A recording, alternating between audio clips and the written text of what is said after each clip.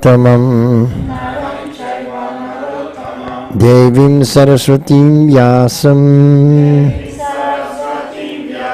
Tato Jayo Mudirayet Nashta Prayesvabhadreshu Nityam Bhagavata Sevaya Bhagavat Yutama Shloke Bhaktir Bhavati Naishtiki Om Gyantimirandasya Gyananjana Shalakaya Chakshur Unmilitam Yena Tasmai Sri Guruve Namaha Mukam Karoti Vachalam Pangum Langhayate Girim Yat Kripa Tamaham Bande Sri Gurun Dinatarinam Vanchakalpatarubhyascha Kripa Sindhubhyaevacha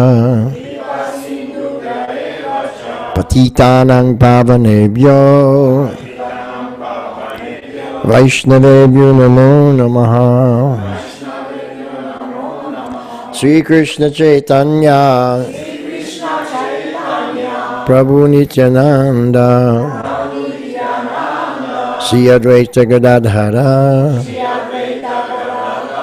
Srivasadi Gaura Bhakta Vrinda Hare Krishna Hare Krishna Krishna Krishna Hare Hare Hare Rama Hare Rama Rama Rama Hare Hare. So we're continuing studying the Srimad Bhagavatam 4th Canto, Chapter 11, which is entitled Swayambhuva Manu Advises Dhruva Maharaj. And today's shloka is number 15. So this chapter is very important because even the great saint Dhruva Maharaj, he's accepting advice from Swayambhuva Manu. So that's the position of a Vaishnava. They're always taking humble position and accepting advice from those that are senior so that they can advance more and more on the path of Bhakti Yoga and receive the blessings of Sri Krishna, because Krishna is very pleased to see us when we're in a humble state of mind. And just for example, yesterday's verse, Swayambhuva Manu is explaining that the Lord is very satisfied with the devotees when the devotees greet other people with tolerance, with mercy, with friendship, and with equality. So this is the important thing, equality. In today's verse, we're going to focus on the equality aspect. Bhutai Panchavi Arabdhai Yoshit Purusha Eva Hi Tayo Vyavayat Sambhuti Yoshit Purushayo Iha Bhuta Panchabhirarabdhair Yoshit Purusha Eva Hi Tayor Vyavayat Sambhutir Yoshit Purushayoriha Bhutai Panchabhirarabdhair Yoshit Purusha Eva Hi Tayorvyavayat Sambhutir Yoshit Purashayor Iha Bhutai Panchabhir Arabdhair Yoshit Purusha Eva Hi Tayorvyavayat Sambhutir Yoshit Purushayoriha.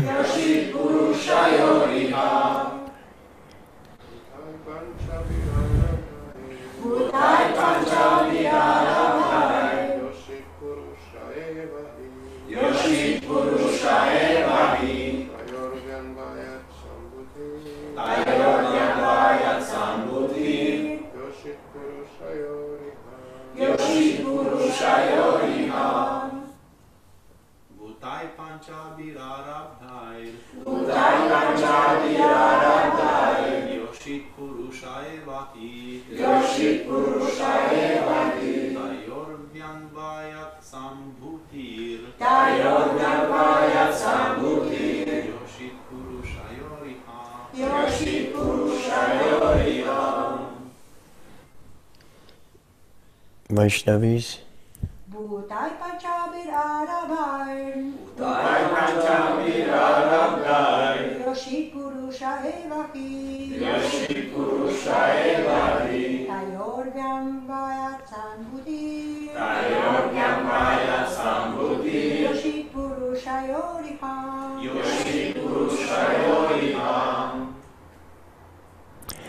Bhutai, by the material elements. Panchabhi, 5. Arabdhai, developed. Yoshit, woman. Purusha, man. Eva, just so. He, certainly. Tayo, of them. Vyavayat, by sexual life. Sambhuti, the further creation. Yoshit, of women. Purashayo, and of men. Iha, in this material world. Translation by His Divine Grace A.C. Bhaktivedanta Swami Srila Prabhupada. The creation of the material world begins with the 5 elements, and thus everything, including the body of a man or a woman, is created by these elements. By the sexual life of man and woman, the number of men and women in this material world is further increased. Srila Prabhupada's purport. When Swayambhuva Manu saw that Dhruva Maharaj understood the philosophy of Vaishnavism and yet was still dissatisfied because of his brother's death, so he gave him an explanation of how this material body is created by the 5 elements of material nature. In the Bhagavad Gita, it is also confirmed. Prakrite kriyamanani. Everything is created, maintained, and annihilated by the material modes of nature. In the background, of course, there is the direction of the Supreme Personality of Godhead. This is also confirmed in the Bhagavad Gita. Mayadhyakshena. In the 9th chapter, Krishna says, under my superintendence, material nature is acting. Swayambhuva Manu wanted to impress on Dhruva Maharaj that the death of the material body of his brother was not actually the Yaksha's fault. It was an act of the material nature. The Supreme Personality of Godhead has immense varieties of potencies, and they act in different gross and subtle ways. It is by such powerful potencies that the universe is created, although grossly it appears to be no more than the 5 elements: earth, water, fire, air, and ether.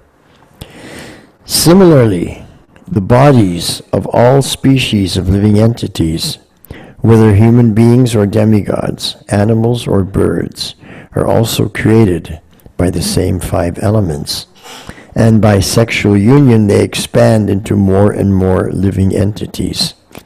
That is the way of creation, maintenance, and annihilation.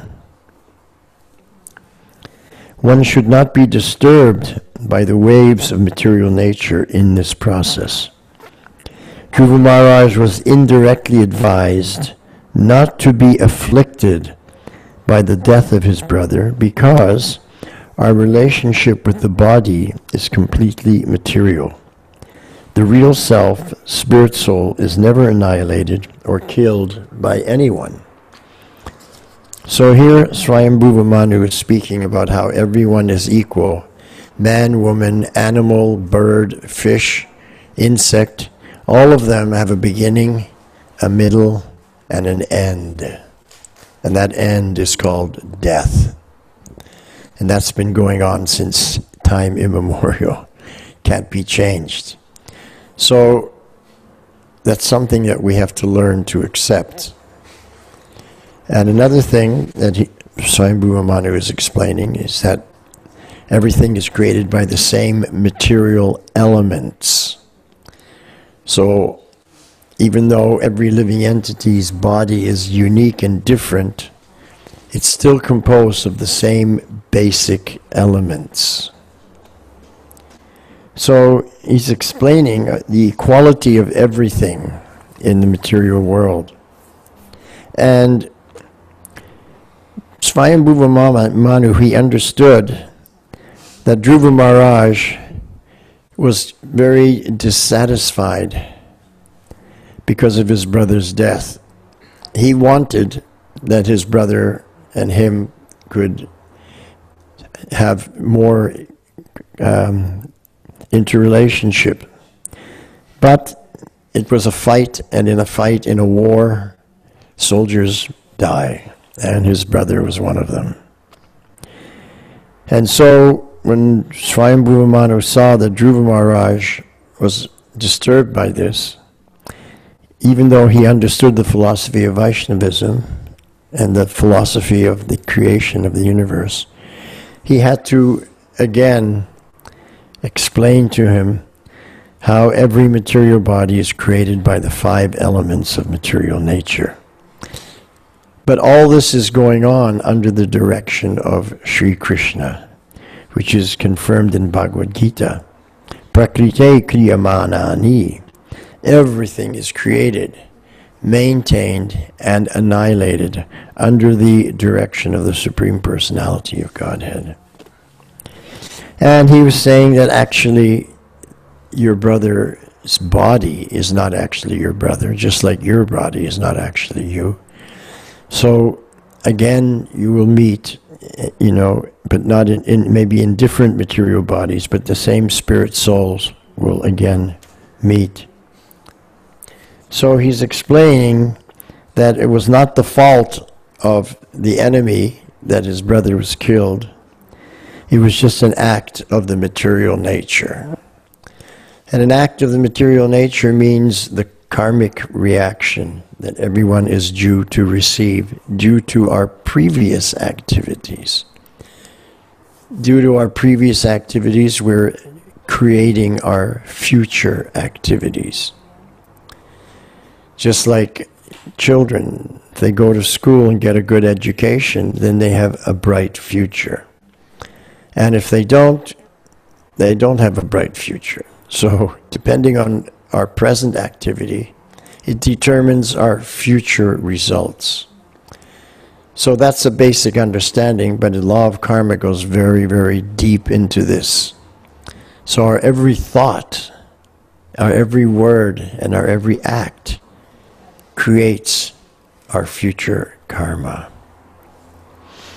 And at the time of death, whatever is the sum total of our consciousness And whatever we're meditating or thinking upon or focused on at the time of death, that determines our next destination. So Swayambhuva Manu is, in a very nice, gentle way, is explaining these things to Dhruva Maharaj, because Dhruva Maharaj already understands this philosophy. So, but because he's experiencing grief at the death of someone that he wanted to have a better, more of a deep relationship with, so he's overcome by emotion. And when you're overcome by emotion, then your intelligence becomes a little clouded. It's like the sun shines brightly, but when the cloud covers on the sun, you still have light, but you don't have the sunshine. You don't see your shadow. When the cloud passes, then the sun shines again, and again you see your shadow.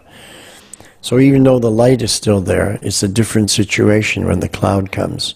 So even though we understand Krishna consciousness, the philosophy, the truth, when we're overcome by emotional feelings, then our perception, our philosophical understanding becomes a little clouded.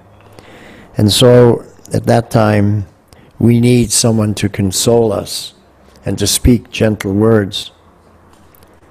So here, Swayambhuva Manu is speaking in a gentle way to Dhruva Maharaj.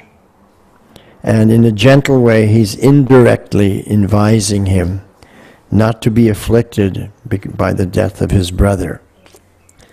He's doing it in a very indirect, gentle way, because Dhruva Maharaj is emotionally vulnerable at this point in time.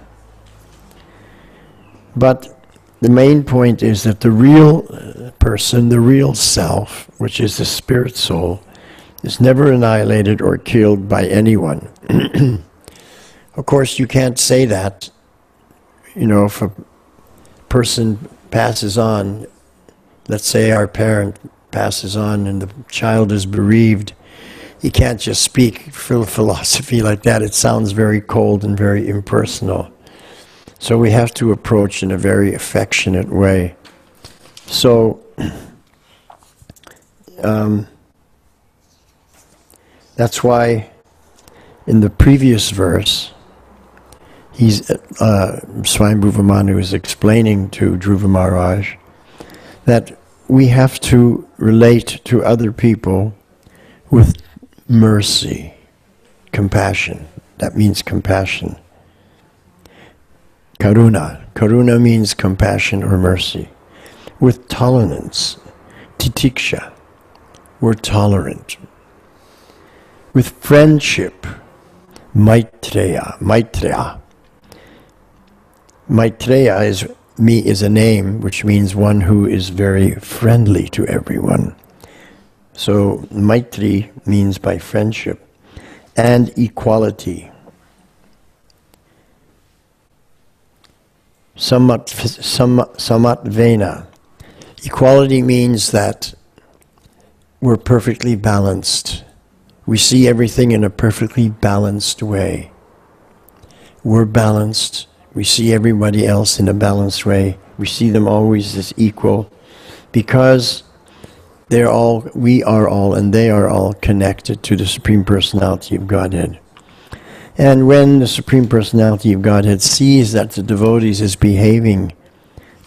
are behaving in such a nice way, then he blesses them with his mercy. So then Swayambhuva Manu says that one who actually satisfies Krishna during his lifetime, or his or her lifetime, then becomes liberated from the gross material condition and also from the subtle material condition. And thus, being freed from the gross and subtle material condition, which means being freed from all the modes of material nature, then we experience unlimited spiritual bliss. This is also explained in Bhagavad Gita. Susukam kartum avyayam. Sukam kartum means you do everything joyfully. Susukam kartum. Everything is more joyfully performed. More joyful than joyful. In other words, supremely joyful. And avyayam. Susukam kartum avyayam. That the activities of someone who is freed from the material modes of nature are always blissful, always ecstatic, and that joyful activity of service is always increasing more and more and more and more. It never decreases, never stops. And that's why this philosophy, this teaching of Bhakti Yoga is called Raja Vidya, the topmost education. But still, it's a Rajaguyam. It's the most secret of all secrets. It's the most confidential knowledge, because it's very difficult for people to live according to the teachings of Bhakti Yoga. Why is it difficult? Because we're overcome by material nature. Why are we overcome by the material nature? Because we are weak. If we were strong, we would not be overcome by the material nature. So we are weak. We're in a weakened condition of life. That's called material life, a weakened condition of life. And in a weakened condition of life, we are preyed upon. The aggressor always preys upon those who are weaker. Like a lion, for example, is very powerful, but he'll kill a deer who's helpless. He won't attack an elephant or a rhinoceros or a crocodile, because they're equal in strength to them. So the lion only goes after the deer and the jackals, the smaller ones. So in this way, although the lion is called the king of the jungle, he's actually just a big bully.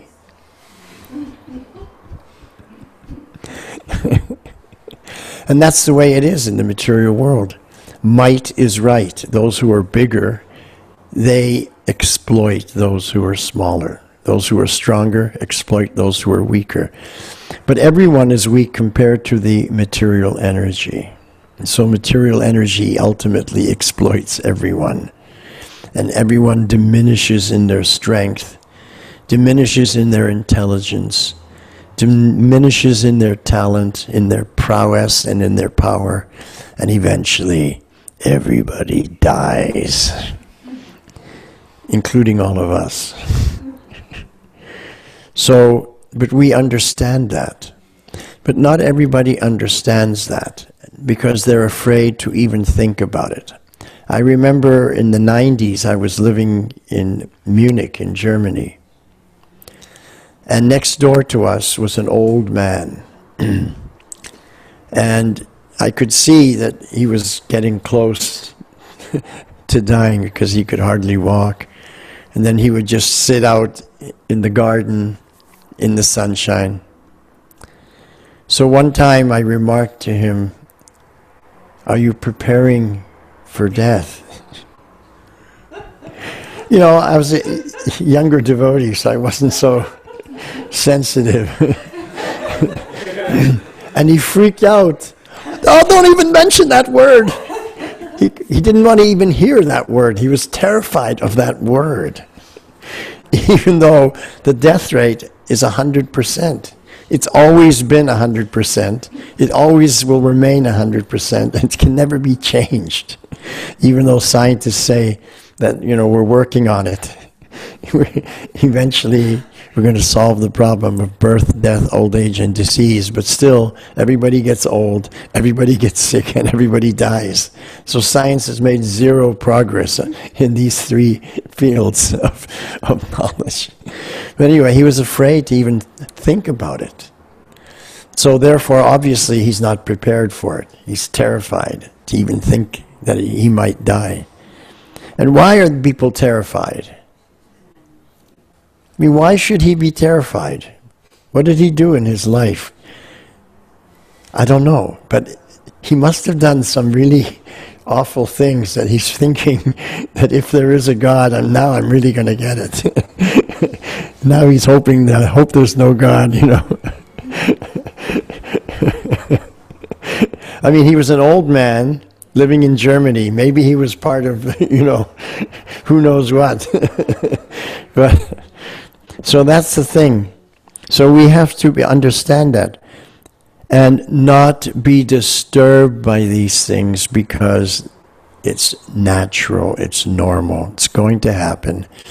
We should face these things in Krishna consciousness, understanding that it's just a change of body. It's not a big deal. Unless we've been very sinful, then there's something to be concerned about because our karmic reaction could be very bad if we've been very demoniac. But for those who have led a decent life, helping other people, and serving the Lord in one way or the other, then they should not be afraid of the material modes of nature. And when we're free from that fear, we achieve unlimited spiritual bliss. So let's go back to the lion analogy that I was speaking about earlier. Because when I was in South Africa, one of the things we did was we went on safari. So there we are in the middle of the jungle, and we came across a big open meadow, and there was elephants, giraffes, rhinoceroses, deer, all of them were all in this meadow just eating grass. Of course, the elephants were sometimes eating leaves from the trees, and so were the giraffes, but everyone else was just eating the grass, and everyone was peaceful. No one was disturbed by anybody else. Then all of a sudden, a couple of lions showed up, and immediately everyone was disturbed. Before the lion came, all the animals were just grazing peacefully. But as soon as the lion came, everyone was disturbed because the lion is a predator, an aggressor. Whereas the other animals, they're not predators, they're not aggressors. So the vegetarian animals, the herbivores, they can live peacefully with one another. But no one can live peacefully with the carnivores, because they look at you as food. The herbivores, they don't look at each other as food, so they can coexist peacefully, there's no problem. But as soon as a lion comes, oh, there's a big problem. And we don't really think about it too much, unless we go to the beach. And we're swimming in the water, and all of a sudden someone yells, "Shark!" Immediately we become terrified also, and we get out of the water as fast as possible. Because then we become terrified also, because we know that shark sees us as food. So this is the thing, that jiva jiva sajivanam, that every living entity subsists on the life of other living entities, especially in the material world. So these things happen. So the creation of the material world begins for everybody with the 5 basic elements, whether you're an animal that eats grass or you eat other animals, whether you're a bird or a fish or a human or any type of body, carnivore or herbivore. It's all created by the same material elements, including the male of the species and the female of the species. And by union between the male of the species and female of the species, then the species are increased more and more and more. But this is all going on under the direction of material nature and the 5 material elements that make up material nature. And this is all controlled by the Supreme Personality of Godhead, Sri Krishna. It's under his direction. In other words, when we say it's under his direction, it doesn't mean that he's directly controlling everything at every moment. What it means is that he set it up in a particular way and now it's going on automatically. Just like if you write a computer program, then whenever you input the data, everything goes on automatically, the way you programmed it. So everything in the material world was programmed by Krishna in the beginning. And then he's free to do his own pastimes in the spiritual world. Everything just goes on normally here. And the data that's inputted into the program of the material world is our activities, how we act. And based upon these activities, then the material nature responds in particular ways. And sometimes there's glitches, there's bugs in the computer program, and we see that as a what's the word? Mutation. That's the word, mutation. Something doesn't come out right.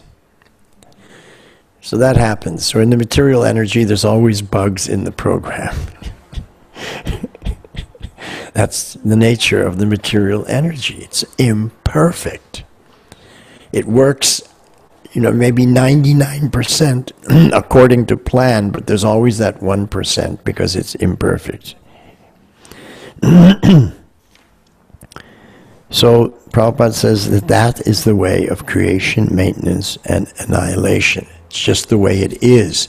It is what it is, and we can't change it. The only thing you can do is accept it. And you accept it as a devotee, knowing that everything's under the direction of the Supreme Personality of Godhead, and we are the devotee of the Lord. So we are in a positive, very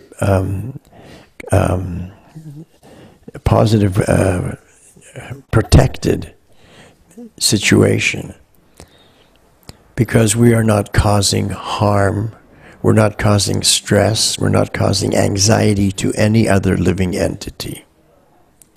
So our presence in the material world is a benefit to all other living entities. That's the difference between the devotee and the non-devotee. The non-devotee's presence in the world is a burden to other living entities. Because A, I exploit them, or B, I eat them. I kill them to eat, or I keep them alive and exploit them for my own benefit. So in this way, such persons are a burden to every living entity in the world. Whereas the devotees, they're a benefit to every living entity in the world, because we wouldn't harm even an ant. Because we understand that even the ant is in the same situation as every other living entity. He's in a material body. He's controlled by the material modes of nature. He has a beginning, a middle, and he also is going to die. So we're all in the same boat, as it were. Although we have different bodies, just like in the city, people have, the body is your vehicle. So in the city, people have different cars. Not everybody has a Mercedes. Some people have a Fiat. But still, with your Fiat or your Mercedes, you go from A to B. So whatever type of body we have, whether it's human, animal, bird, insect, or fish, we go from A to B, from the beginning to the end. And that's called our life. And our life is different. I remember many years ago, we had a little puppy. And that little puppy was very cute. His name was Yogi. I gave him the name Yogi. And he loved to play with the ball. I would throw the ball and he would run and catch it, and he was so happy. He loved it. Anyway, years passed, and then I called up this lady, and I said, "Hey, how's Yogi doing?" Oh, he died. Dogs don't live as long as humans. And I hadn't thought about it, you know. You know, dogs only live 12, 14 years, that's it. We live 70 or 80 years, and that's it. Turtles live over 100 years. Everybody has a different lifespan. It's all programmed, pre-programmed, within certain parameters. And if you take care of your vehicle, like if you change the oil, change the fluids, get brakes, new brakes from time to time, new tires, then your vehicle will last longer.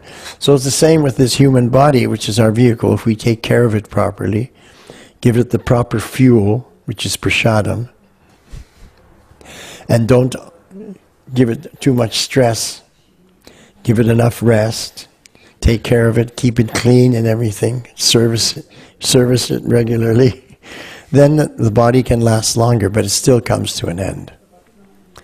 So, therefore, Swayambhuva Manu is indirectly advising Dhruva Maharaj not to be afflicted by the death of his brother, because the relationship with the brother will go on beyond the body, but the relationship of the two bodies, that will come to an end anyway, either one way or the other. It's going to come to an end. Either he's killed in the war, or he's killed by disease, by a predator, like in the form of a virus. You can't even see these predators, these viral predators. They just come, you breathe them in, you don't even know, and then you got a fever in your eye. So we're being attacked at every moment by other living entities. And finally, at the end, this body just can't cope anymore and gives out. So that's not our real relationship, body to body, but our real relationship is soul to soul. And that's never annihilated, that can never be destroyed. So in this way, Swayambhuva Manu is advising Dhruva Maharaj to take a positive perspective, see everything in a positive light, understand what you can control and what is beyond your control. Birth, death, old age, and disease is beyond our control. We can prolong our life maybe a little longer by living properly, but we can't overcome the death of the body. So we have to know that the body is just like our car. It's going to, sooner or later, after some time, you got to get a new car. You can't just drive a 1950 car and you think it's going to, you know, serve you as well as a brand new car. Now, when they take these old cars and fix them up, and then they end up in a museum, or you take them out on a Sunday to drive, you know, just to show off, I got an old car, and look how nice it is. But it's not the same as a brand new vehicle. So, like right now, I have an old car. I have this body, it's an old vehicle. And someone may say, well, you got a pretty good vehicle for an old one. But it's still old. And it still has problems that I never had when it was a young one. Prabhupada also remarked that when we were in Jagannath Puri, Prabhupada came to Jagannath Puri with a group of devotees. And so the devotees, you know, they went down to the beach. It's a beautiful beach in Jagannath Puri. Devotees were swimming. And Prabhupada remarked that when he first came to Puri in 1918, he was also jumping in the waves, but now he can't do that. So that's the way it is. We have to accept our position, and we have to accept what is and do the best, or as Prabhupada said, make the best use of a bad bargain. So the material body, as it gets older and older, it becomes a bad bargain, but we make the best use of it by serving the Lord, engaging in devotional service, and sharing that with other people. In this way, we become a benefit to every living entity, because simply by sharing Krishna consciousness, we can benedict other people, and they can also come to a higher understanding and become freed from the miseries of material existence by understanding their real self as spiritual soul. So that's what the meaning of Bhakti Yoga. So I just want to give one final explanation of Bhakti Yoga, which Prabhupada shared with me. And that is this, that Bhakti Yoga, the process of Bhakti Yoga, the knowledge of Bhakti Yoga, is not our knowledge. It doesn't belong to us. It comes from Krishna. It comes to Krishna and is distributed through his pure devotees to us. And we're meant to distribute it to others also. And when we take this knowledge which belongs to Krishna and we distribute it to others for their benefit, because we became benefited by receiving it from someone else, then we have the mentality of a sadhu. But if we keep the knowledge that belongs to Krishna for our own benefit, Prabhupada explained, then we have the mentality of a thief, because a thief takes the property that belongs to someone else and keeps it for his own benefit. That's the mentality of a thief. I take the property that belongs to someone else and I keep it for my own benefit. So this knowledge of Bhakti Yoga, it's the property of Krishna. If we keep it just for my own benefit, then I have the same mentality as a thief. But if I distribute it for the benefit of others, then I have the mentality of a sadhu. And that's pleasing to Krishna, because then, as it's explained here, Krishna becomes very satisfied when the devotee greets other people with compassion, tolerance, friendship, and equality. So that's how we have to approach everyone in the material world. With tolerance. We don't get upset, we don't get angry, we don't get disturbed. We're tolerant. We're compassionate. We try to help other people. We're always friendly. We don't cause stress or anxiety to anyone else. And we see everyone with equal vision. Pandit Samadarshinaha. The learned sage sees everyone with equal vision, in the same way that the Lord sees everyone with equal vision. And we don't judge people by some external consideration like their body, their gender, their color, their religion, or anything external. Hare Krishna. So therefore, I repeat the verse here. The creation of the material world begins with the 5 elements, and thus everything, including the body of a man or a woman, is created of these elements. And by the sexual life of man and woman, the number of men and women in the material world is further increased. Svayambhuva Manu Ki Jai. Any questions?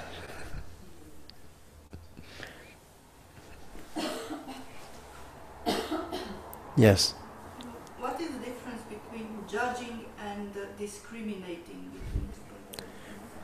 Okay, well, there's being judgmental, being discriminating, or analyzing. The difference is this. We look at a person, and judging them means we come to a conclusion and we put them in some sort of box. We label them as inferior, as I don't want to have them as a friend, I don't like them, or I do like them. We judge and we come to a conclusion about it. Now, we should be able to discriminate between different living entities, because you have to understand that an antelope will not eat you and a lion will. So you have to be able to have some discrimination so that you can not put yourself in harm's way. Similarly, with people, there are envious people who want to harm you. They want to exploit you. They want to cheat you. They want to steal from you. Just like we have on the street. Some people who are not so friendly, who don't care. So we should be able to discriminate and be careful not to get involved with them. So we're not judging them. We can still give them our mercy. We can say Hare Krishna, but we don't mix with them. We don't get involved with them because they will only cause trouble. Being judgmental means that I'm judging them and I'm developing a negative mentality towards them. I'll speak ill about them, or I might do something bad about them. Or if I like them, I might judge them favorably, then I want to become their friend. Let's say they're rich. I want to become their friend, and maybe I'll get some money from them or something. So you always have a motive. There's a motivation with being judgmental, whereas discrimination is mainly for protection, so that we don't put ourselves in harm's way. But protection is also in our own interest. Well, this is true.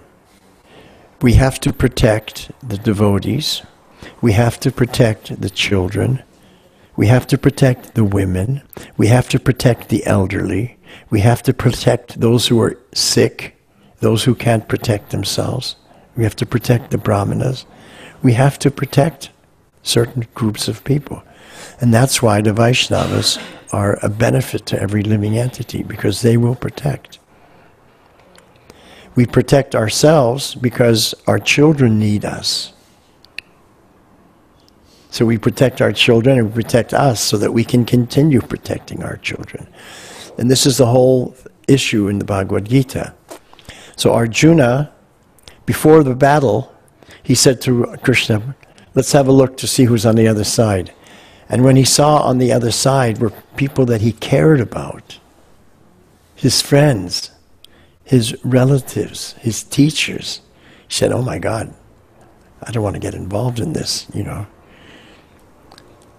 But Krishna said, but they're on the wrong side. They're on the side of adharma. You have to protect the people on the side of dharma. So therefore you have to fight to protect dharma. Otherwise adharma will predominate and everyone will be exploited. So in order to protect dharma, which protects everyone, Krishna ordered Arjuna to fight. And Prabhupada explains that in this instance, the fighting and the anger that you have, you have to have some certain passion and anger to fight. That was used in the service of the Lord for the protection of others and for the protection of Dharma. So that's the important thing for protection. We have to protect other living entities and protect Dharma. Because adharma is exploitative. Adharma is like the carnivores. They don't respect you, they'll just kill you. Just like we have cats. Cats are a pet. Cats and dogs. But the cats, they're predators by instinct. So when we were in California a couple of weeks ago, we were staying at our friend's place, and they have a nice cat. And that cat is very affectionate, and we're very affectionate to the cat. And one day that cat wanted to give a gift to Kishori. She hunted down some little mouse, killed it, and brought it to Kishori as a gift. So in its own way, it was trying to be a benefit, but the mouse didn't see it the same way.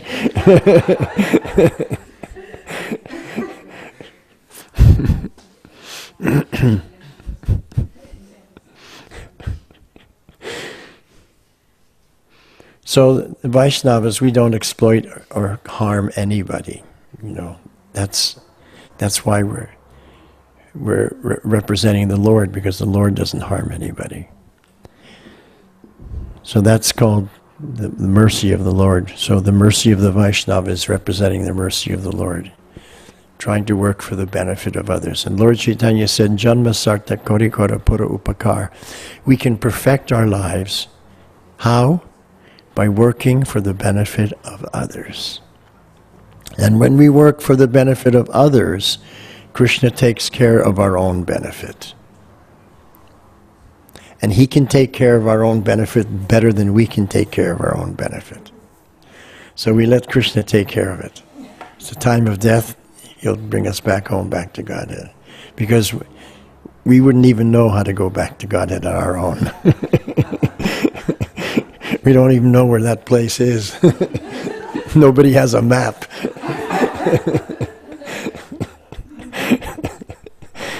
So we let Krishna take care of it. And he's happy to do that, just like the child. He's happy, his mother's taking care of him, his mother and father, and the parents are so happy to take care of the kids. It gives them pleasure. Hare Krishna. Thank you very much. Srila Prabhupada Ki Jai.